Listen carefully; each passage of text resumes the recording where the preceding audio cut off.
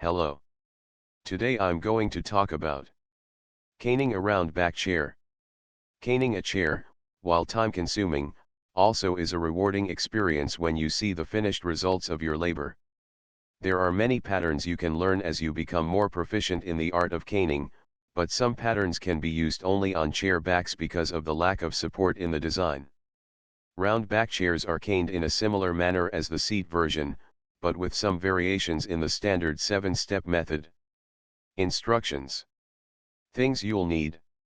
Fine to medium size cane, 250 feet. Binder cane, 15 feet. Scissors. Wooden pegs. Ice pick. Needle nose pliers. Bucket. Sponge. Tack rag. 1. Hemera Technologies/ables.com/Getty Images. Count the drill holes in the chair rail first. The number should be an even number, such as 72, 64 and 58. Measure the diameter of the hole and then measure the distance between the holes. The two measurements will determine the size of cane and binder cane width needed for your project. Dampen or briefly soak your cane if you bought it coiled. Hang the cane loosely so it dries straight, making it easier to weave your design.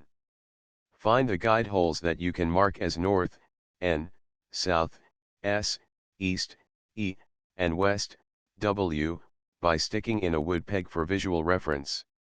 2. Remove the end plug and poke a strand of cane through from the back side to the front. Lay the glossy side of the cane outwards. Replace your plug into the N hole.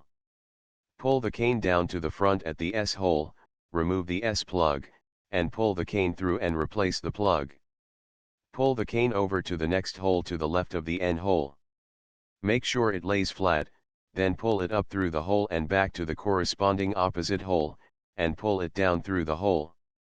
Pull the cane over to the next hole and repeat the steps until you have filled all the holes to the left of the N hole.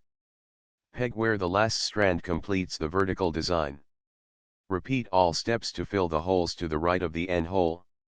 You should now have a completed vertical set of cane. 3. Repeat the first weave step, but start horizontally at either the E or W peg. The shiny side of the cane will lay across horizontally over the vertical strands. When you have completed the horizontal weave, peg in the last strand to keep it taut while you begin the next step. 4.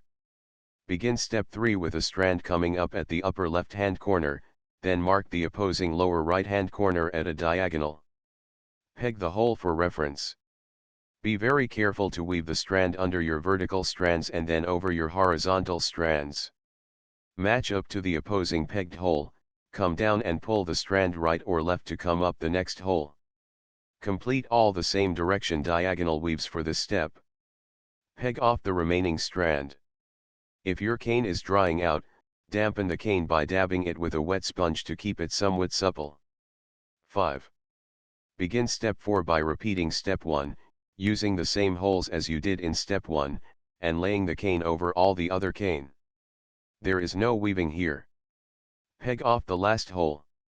Step 5 begins horizontally as in step 2, but now you weave your strand under the first diagonal strand from step 3, under the vertical strand from step 1, over the vertical strand from step 4 and back under the next diagonal strand.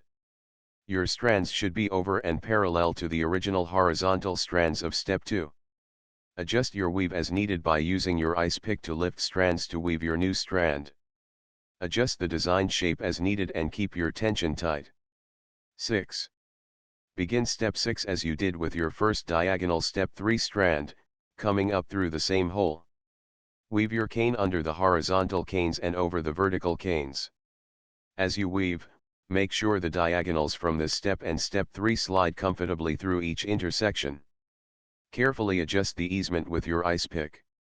Peg off your last strand when completed. 7.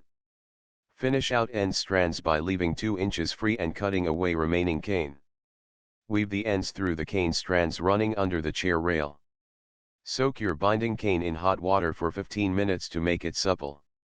Determine by visual measure how much you need to go around the chair rail, then add on 6 inches more. Bring the cane up through the first hole, weave in the tail to the underside, and lift the first top hole cane to weave in the binder cane. Once secured, skip over 2 holes to the third hole, lift up the chair cane with your ice pick and weave in the binder cane.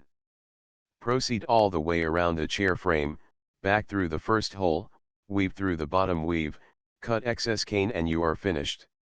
Tips and warnings. Try to hide any natural blemishes on your cane whenever possible. Use golf tees if you run out of wood pegs. Don't press your pegs in so hard that it damages the cane in the hole. Use thin skin-tight leather gloves to work your cane if you have tender skin. If you have trouble pulling your cane through the weave, loosen the weave with the ice pick and pull the cane through with pliers. Turn the pliers a half turn after you clip them onto the cane, then pull. Thanks for watching. Bye.